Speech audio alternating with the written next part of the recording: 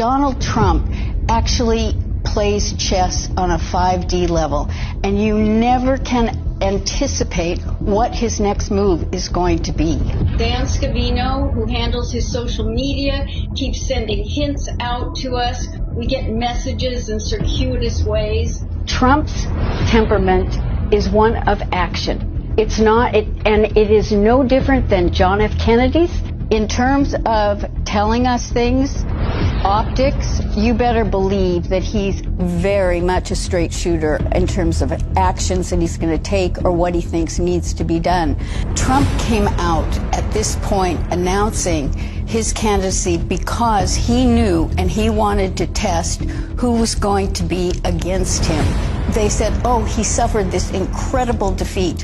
What we were working on was taking over school boards. We wanted to get Nancy Pelosi out. We wanted local councils. Yes, he had 23 out of 235 that didn't win their seats. Let me tell you what Trump has been doing, because it could be earlier than 2024 and not because the election will be overturned. Trump has been endorsing candidates in each of the different states. We're kind of fed up with the rhinos, which are Republicans in name only. And the other thing is that what people don't understand is that the U.S. is a republic.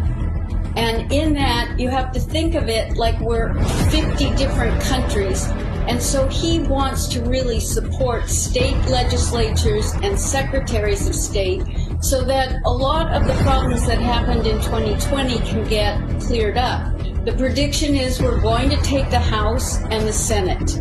They're talking about Trump being the Speaker of the Senate, and then he will be able to impeach Biden and Harris, and he will be able to take over because he'll be third in line.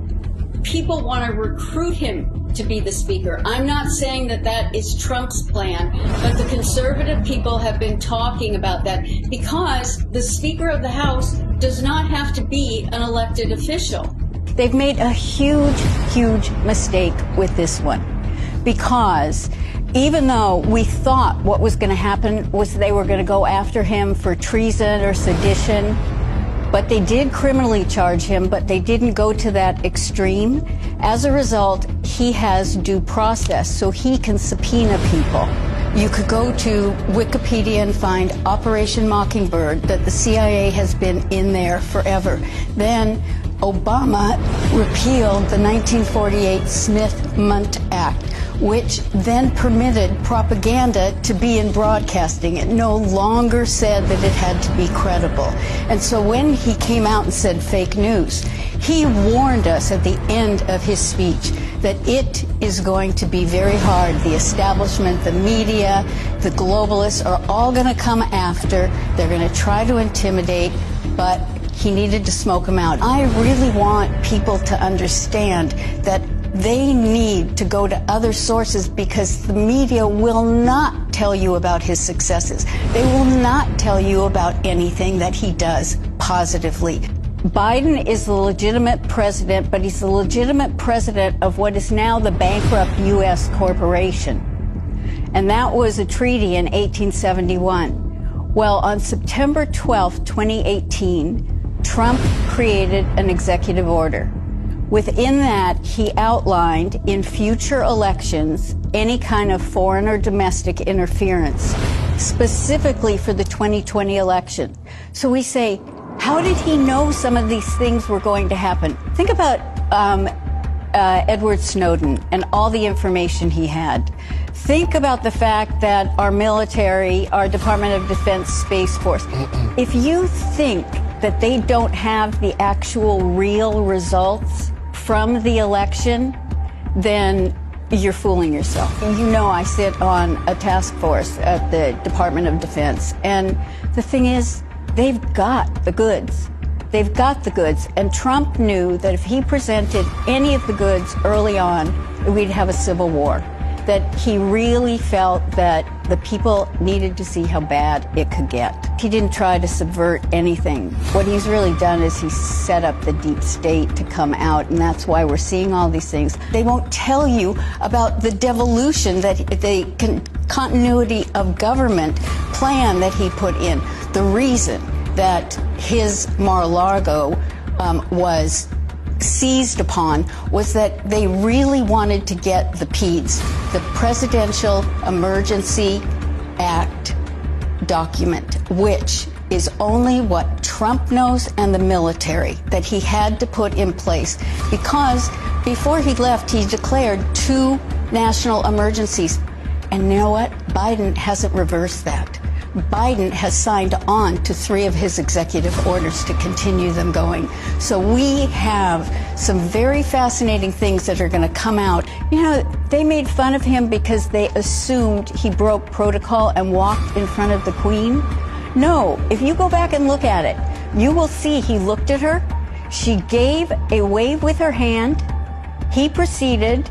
She took a couple of steps, he stopped, and he waited for her to join. That was an optic to tell us that he then was going to bankrupt the U.S. corporation, because it was the Vatican, the Crown, and the U.S. that was part since 1871.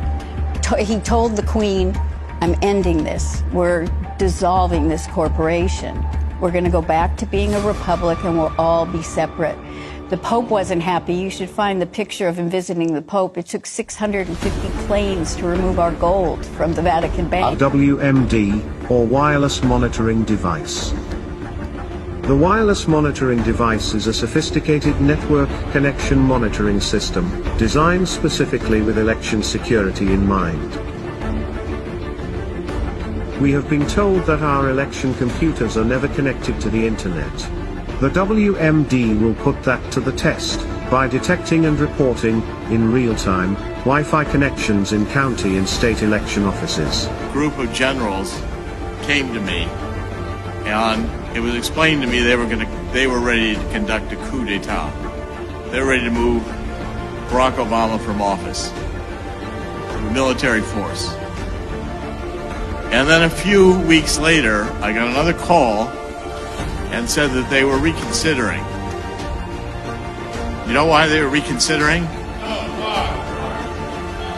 Because they talked to Donald Trump, and Trump agreed that he would run.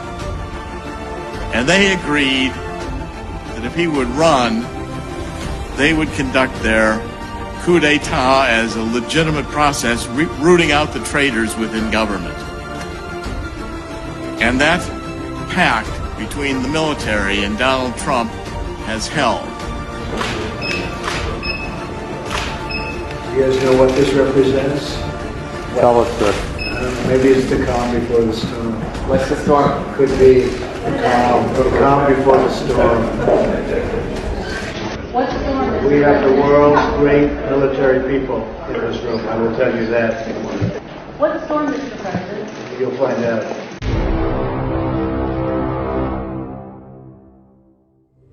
With this strategy, we are calling for a great reawakening of America.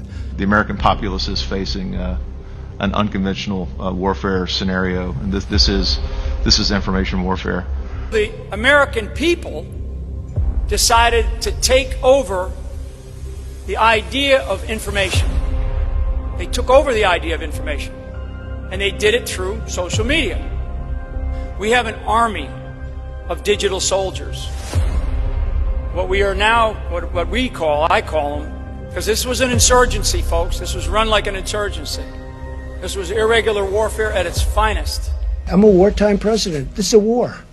This is a war, different kind of a war than we've ever had. 2024 is our final, biggest, and most important battle. The tables will turn, and we will destroy the deep state. We're going to destroy the deep state. And Anon asked Q if they could get Trump to work the phrase tip-top into his State of the Union speech. Instead, Trump said it at the 2018 Easter egg roll with a white rabbit standing next to him. Keep this incredible house or building or whatever you want to call it, because there really is no name for it. It is special. and we keep it in tip-top shape. We call it sometimes tippy-top shape, and it's a great, great place.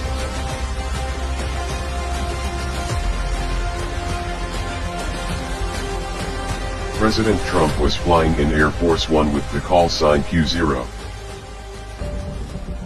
During the pandemic, the QAnon movement appears to be gaining a lot of followers. Can you talk about what you think about that and what you have to say to people who are following this movement right now? Well, I don't know much about the movement other than I understand they like me very much, which I appreciate. But I don't know much about the movement.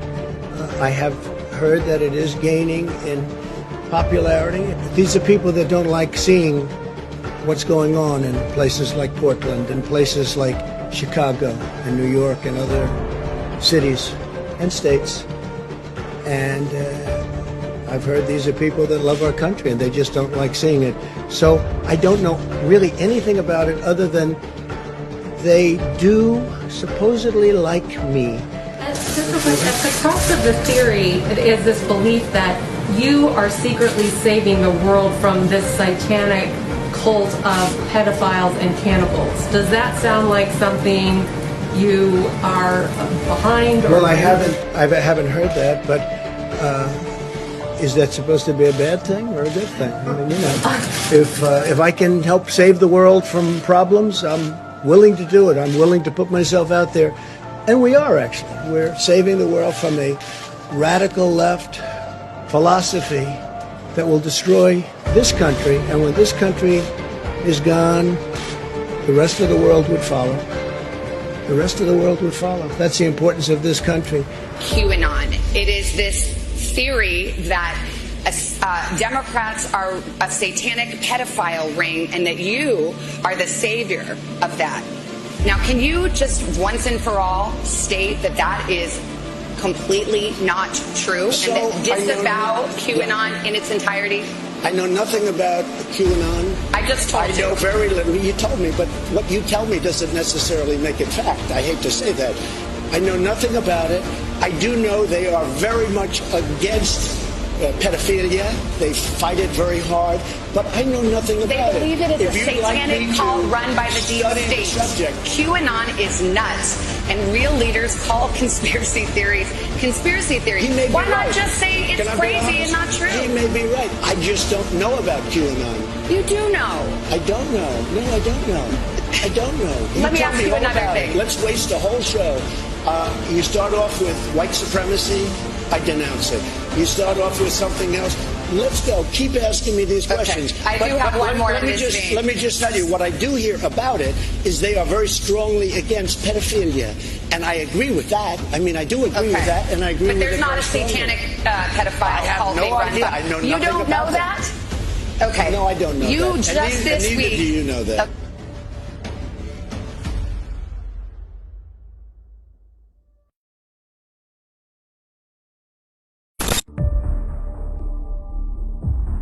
The Clinton hearing was on December 5th. Q was putting D5 in posts like something big was going to happen on December 5th.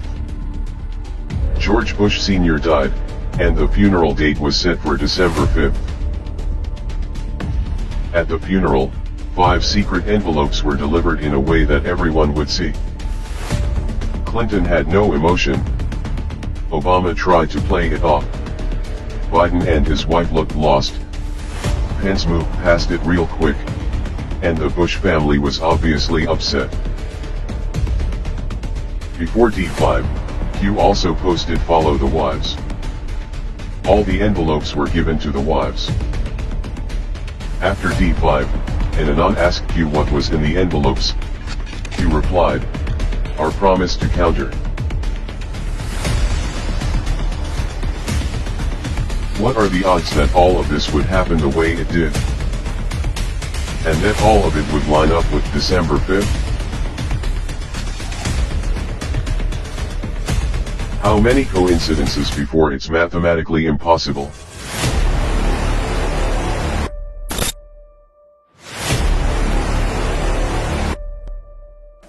QAnon is military intelligence and close to Trump.